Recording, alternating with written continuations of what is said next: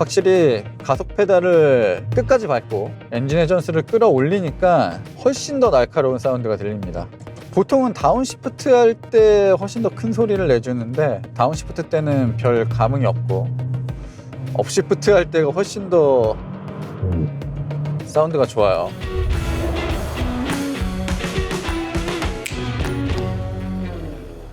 제가 지금 시승하고 있는 모델은 마세라티 르반떼입니다. 르반떼 나온 지 굉장히 오래됐죠. 저도 시승을 거의 다 해봤기 때문에 좀 지겨운 느낌도 있는데, 그래도 제가 타고 있는 이 르반떼는 가장 최근에 공개된 르반떼예요. 새로운 엔진, 새로운 하이브리드 시스템이 적용되어 있는 르반떼 GT 하이브리드입니다. 사실 엄청 새로울 건 없어요. 마일드 하이브리드 시스템이 갑자기 하늘에서 뚝 떨어진 기술도 아니고 굉장히 오래전부터 사용이 되던 시스템이거든요. 다만 이 마세라티라는 브랜드가 하이브리드와는 거리가 멀었던 회사였기 때문에 그들도 이 48V 하이브리드 시스템을 굉장히 특별하게 어필을 하고 있고, 우리도 전동화를 준비하고 있다 이렇게 강조를 하고 있습니다. 사실 그동안 마세라티를 보면 좀 정체된 느낌이 분명히 있었거든요. 남녀노소 이 브랜드를 굉장히 좋아하고 비싸고 멋있어 보이는 자동차라고 여긴 건 분명한데, 어느 순간부터 경쟁 브랜드에 비해서 좀 뒤떨어지는 모습들이 많이 있었어요. 단순히 파워트레인을 떠나서 디자인, 그리고 특히 이런 인포테인먼트 시스템, 새롭게 내놓은 신차들도 오래된 자동차의 플랫폼을 갖다 쓰면서 신선하다는 느낌을 주지는 못했거든요. 그래서 더 이런 새로운 파워트레인이 나왔을 때 마세라티가 강조를 하는 것 같아요. 페이스리프트 모델이고 하이브리드 버전이기 때문에 디자인 변화가 클 것 같지만 기존 르반떼와 차이는 별로 없습니다.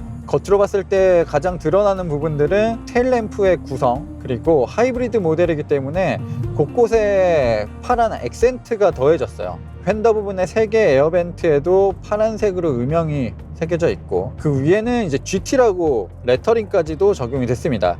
그리고 엠블럼이 달라졌는데, 기존의 엠블럼은 삼지창과 빨간색, 파란색이 함께 있었거든요. 근데 지금 그 빨간색이 사라졌습니다. 이 엠블럼은 아마 하이브리드 모델만 쓰는 전용 엠블럼이지 않을까 생각이 들어요. 그리고 이 GT 하이브리드 모델만을 위한 새로운 20인치 휠이 적용이 되어 있고요. 개인적으로는 아무리 하이브리드 모델이라고 하더라도 공격적이고 세련된 휠이 들어가면 좋을 것 같은데, 다소 둔한 느낌의 20인치 휠이 적용됐습니다. 그리고 휠 안쪽으로는 파란색으로 도색이 되어 있는 캘리퍼도 눈에 띄고, 친환경적인 모델이지만 앞뒤 브레이크 디스크에는 구멍도 송송 뚫려져 있어서 냉각에도 유리한 구성을 지니고 있습니다.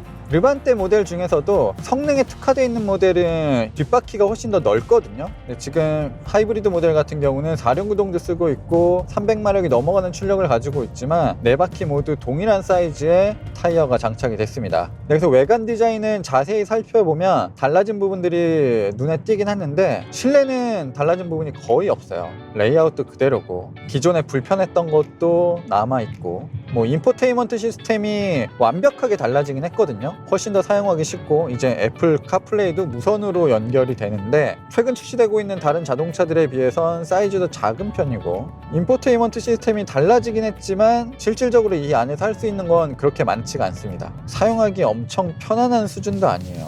어쨌든 한결 나아졌다. 그리고 무선으로 애플 카플레이와 안드로이드 오토가 지원된다는 것만 해도 대단한 거긴 하지만 확실히 아쉬워요. 계기판도 여전히 아날로그 계기판을 사용하고 있는데 이 정도로 예쁘게 꾸며놓은 계기판은 괜찮아요. 그리고 정보도 원하는 것을 쉽게 확인할 수가 있고요. 디지털 계기판이 아무리 예뻐진다고 해도 이 아날로그 계기판이 주는 감성이 있거든요. 특히 이런 바늘이나 경계 부분들에 이런 조명이 들어오는 거는 정말 예쁘죠. 조작했을 때 이런 반응도 디지털과 아날로그는 차이가 있죠. 지금 이 차량 정보의 주행 모드 화면이 나와서 말씀드리는데, 4륜구동 시스템이 적용돼 있지만 어디까지나 후륜에 더 많은 구동력을 보냅니다. 평소에 달릴 때는 그냥 대부분 후륜구동으로 달려요. 지금 쇼유를 위한 ICE 모드에서도 후륜, ICE 모드를 꺼도 후륜, 스포츠 모드에서도 후륜이에요. 스포츠 모드에서는 차체가 낮아지기도 하고요. 자, 근데 이 상황에서 가속 페달을 밟게 되면, 자, 추진력을 얻어서 앞으로 나아갈 때는 앞쪽에도 구동력을 보내줍니다. 근데 그 폭이 그렇게 큰 편이 아니에요. 가속 페달 끝까지 밟아도 한 30% 이상의 구동력을 잘 보내주진 않는 것 같아요. 미끄럼이 감지되거나 오프로드 모드에서는 최대 50대 50까지는 구동력을 배분해 준다고 합니다. 또 50대 50 얘기가 나와서 말씀드리는데, 마세라티 자동차들이 굉장히 큰 엔진을 앞에다 넣었잖아요. 그러다 보니까 무게중심이 앞쪽에 조금 더 치우쳐져 있었는데, 이제 이 르반떼 GT 하이브리드는 2.0L 4기통 엔진이 들어갔단 말이에요. 그만큼 앞은 더 가벼워지고 뒤에는 12V 배터리 그리고 48V 배터리가 들어가다 보니까 이 큰 SUV의 무게중심이 50대 50으로 딱 맞춰졌습니다. 뭐 이거는 기블리 하이브리드도 마찬가지였는데, 기블리에서는 좀 더 기민한 느낌, 안정적인 느낌이 어느 정도 있었는데, 르반떼 GT 하이브리드에서는 그런 부분이 크게 부각되는 것 같진 않아요. 애초에 자동차가 무겁기도 하고 무게 중심이 높기도 하니까 사실 앞뒤 무게 배분보다는 위아래의 무게 중심이 훨씬 더 중요한 차잖아요. 그래서 이 50대 50이 크게 와닿진 않습니다. 48V 하이브리드 시스템은 이제는 거의 모든 자동차 회사가 쓰고 있어요. 곧 있으면 아마 순수한 내연기관으로만 움직이는 자동차는 없어질 거예요. 거의 대부분 48V 하이브리드 시스템을 쓸 거예요. 뭐 여러 가지 장점이 있는데, 일단 굉장히 간소해요. 효율적인 측면, 그리고 이산화탄소 배출에도 유리한 부분들이 있습니다.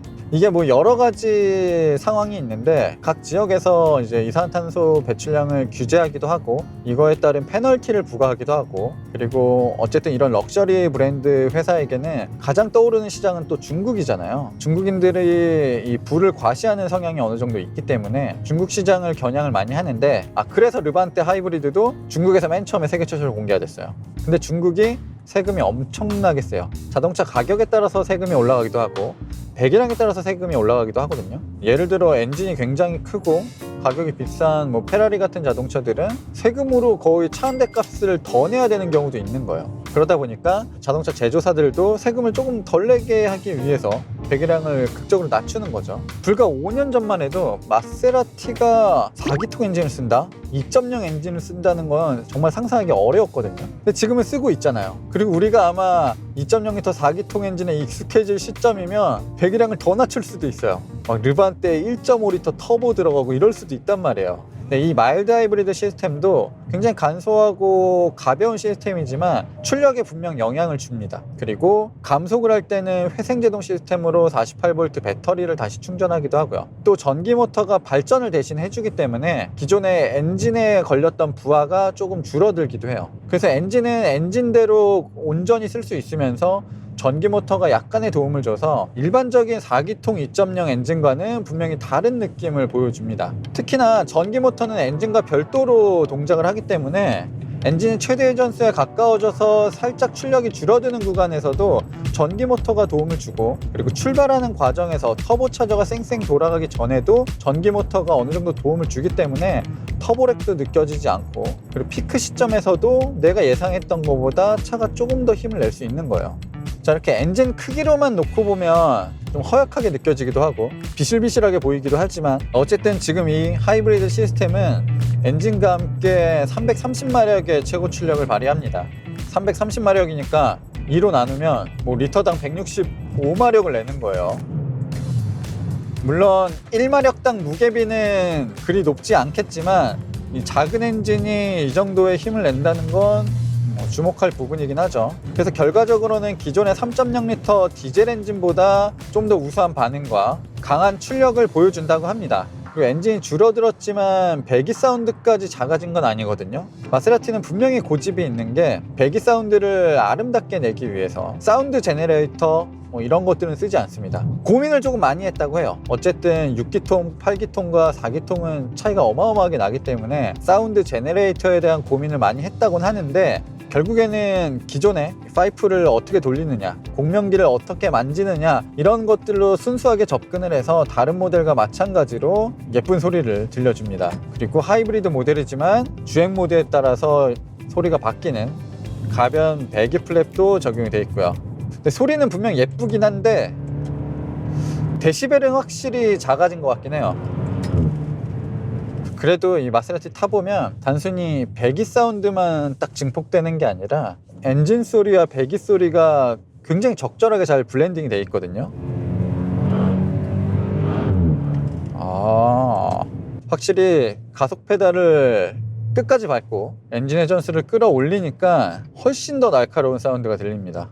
마세라티가 배기 사운드로 유명하긴 한데 AMG나 M과는 분명히 다른 점이 있어요. 이 낮은 속도에서도 다운시프팅을 하면 막 팝콘도 막 터지고 걸걸한 소리를 내주잖아요. 근데 마세라티는 조용히 달릴 때는 엄청나게 큰 소리가 나진 않아요. 그리고 팝콘 사운드도 하이브리드 모델뿐만 아니라 고성능 트로페오 모델도 거의 느껴지진 않아요. 진짜 엔진을 쥐어짜면서 회전수를 끝까지 쓰면서 달릴 때 진짜 예쁜 소리가 납니다.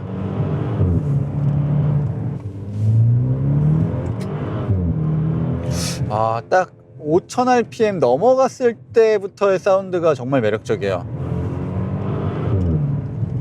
마세라티란 브랜드가 우리나라에서 굉장히 욕을 먹는 브랜드 중에 하나고 과소평가되고 있는 것도 많이 있는데, 일단 갖추고 있는 것들이 잘 드러나지 않아서 그렇지 좋은 부분들이 많이 있어요. 차체에 알루미늄을 상당히 많이 쓰기도 하고 마그네슘을 많이 쓰는 브랜드이기도 하고요, 차체에. 그리고 르반떼 같은 경우는 차량 구조도 저중심 설계가 잡혀져 있고 서스펜션 마운트 부분도 단단하게 마감이 돼 있거든요. 서스펜션 구조도 WC 본을 쓰면서 이 모든 바퀴가 지면에 딱 밀착시키는 능력이 뛰어나요. 큰 특징이 없는 것처럼 보이지만 따지고 보면 괜찮은 부분들이 꽤 있습니다. 그래서 다른 경쟁 모델들과 비교해서 연속해서 타보면 승차감도 상당히 편안한 편이고 스티어링 휠을 돌렸을 때 반응이나 자동차의 움직임이 상당히 산뜻하고 조정성이 뛰어난 편입니다. 그리고 주행 모드에 따른 자동차 변화폭도 꽤 크게 느껴지고요. 기본기는 꽤 좋은 편인데 겉으로 드러나는 부분들이 아쉬움이 많았던 거죠.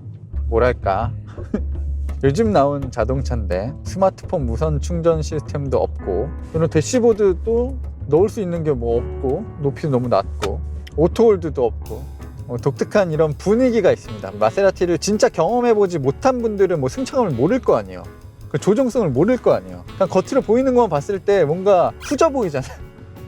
이건 사실 뭐 옵션의 개수나 이런 것들로만 따지면 캐스퍼보다 못하잖아요. 네, 그런 인식이 너무 우리나라에서 강하게 자리를 잡아서 좀 아쉽기도 하고, 뭐 실제로 부족한 부분이 있는 것도 사실이긴 하고요. 포르쉐 카이엔 같은 경우는 진짜 모두가 만족할 수 있는 SUV란 말이에요. 포르쉐를 좋아하지 않는다고 하더라도 카이엔을 좋아할 가능성은 상당히 높거든요. 그래서 많은 사람들이 카이엔을 선택하게 되는 건데, 반대로 르반떼가 가지고 있는 장점에 혹하지 않으면 선택하기는 쉽진 않을 거예요. 그냥 단순히 마세라티다? 비싸다고 해서 이 차를 살 것 같진 않습니다.